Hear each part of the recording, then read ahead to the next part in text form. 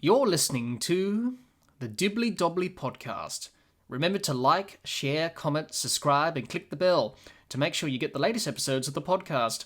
Be sure to like and share our Facebook page and follow us on Twitter and on Instagram.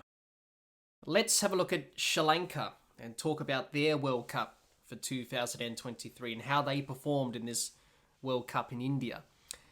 Well, for Sri Lanka, it was a tough World Cup for the 1996 Cricket World Cup winners. It was a very poor performance, very poor tournament.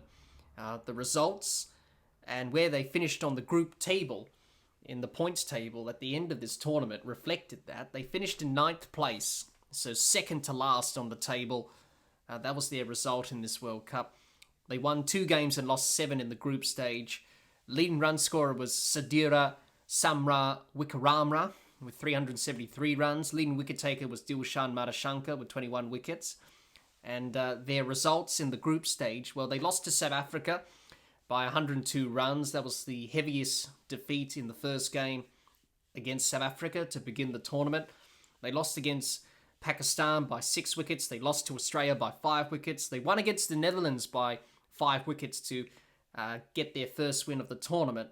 Then they won against England by 8 wickets. They won back-to-back games, but then it fell away after that. They lost against Afghanistan by 7 wickets. They lost to India by a huge margin, by 302 runs. They lost against Bangladesh by 3 wickets. They lost to New Zealand by 5 wickets, and pretty much that was the end of the tournament for Sri Lanka. So for Sri Lanka, as I said, their tournament was heavily plagued by many different factors. Number one, injuries. Going into the World Cup, they lost most of their bowling attack. They lost Hasaranga to injury.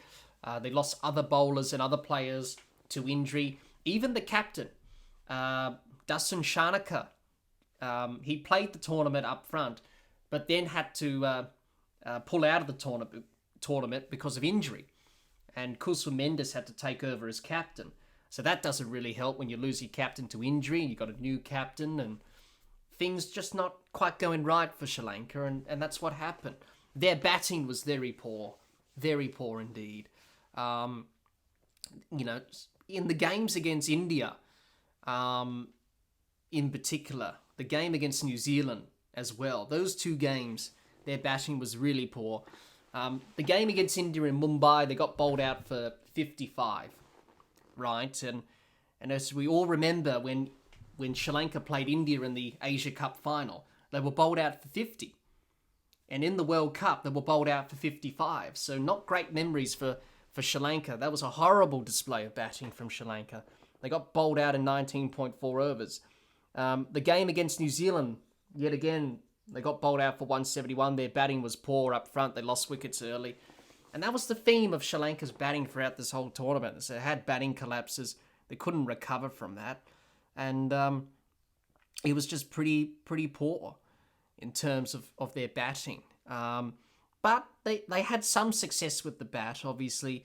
Sadira Samra Wickaramra, he scored some runs. He scored over 373 runs. He scored some centuries as well. You know, he batted well in this tournament. He scored a couple of good scores, obviously 108 and 91 not out. So he had a pretty good tournament. So Asalanka scored 100 as well. Kulsum Mendes scored 100. So apart from that, they only had 3 centurions in this whole entire World Cup. That was Kulsum Mendes, Asalanka, and Sadira Samwa Wickaramra. They were the only 3 centurions. Everyone else struggled with the bat.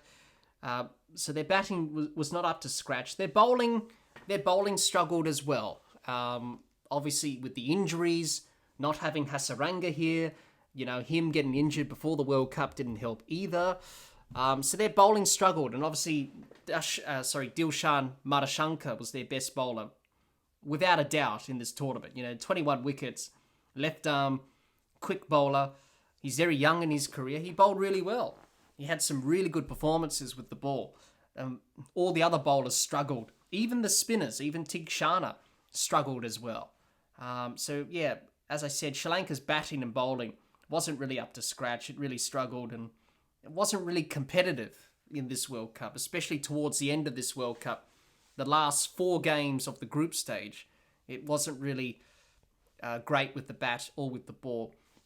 Also, with Sri Lanka, to add something to this World Cup for them, the controversy with Angela Matthews getting timed out against Bangladesh and Delhi, that didn't help Sri Lanka at all, dealing with all that stuff. So it was just a really difficult World Cup for Sri Lanka and didn't quite get going at all. So I think looking back on this World Cup for Sri Lanka, I think they'll be disappointed that they didn't perform to their best, and they were well short with the bat and with the ball. The fielding was okay at times, but they had some moments in the field where they didn't do so well. So yeah, for Sri Lanka, had to qualify for this World Cup to be here. And I think that's a great achievement in itself, but it just shows where Sri Lanka's at as a team, that they had to qualify for this World Cup and didn't qualify automatically. So it just shows you there's still a team in working progress, and they've still got some areas to improve on. So I think for Sri Lanka, looking back on this World Cup, I think they'll be very disappointed with the way they played. Thanks to everyone who tuned into our ICC Cricket World Cup 2023 coverage over these last few weeks. It's been great fun, and I hope you enjoyed it as much as we have bringing it to you. If you're watching or listening to this episode of the podcast on our YouTube channel, let us know in the comments your thoughts on Sri Lanka's ICC Cricket World Cup 2023 campaign. We'd love to hear what you have to say.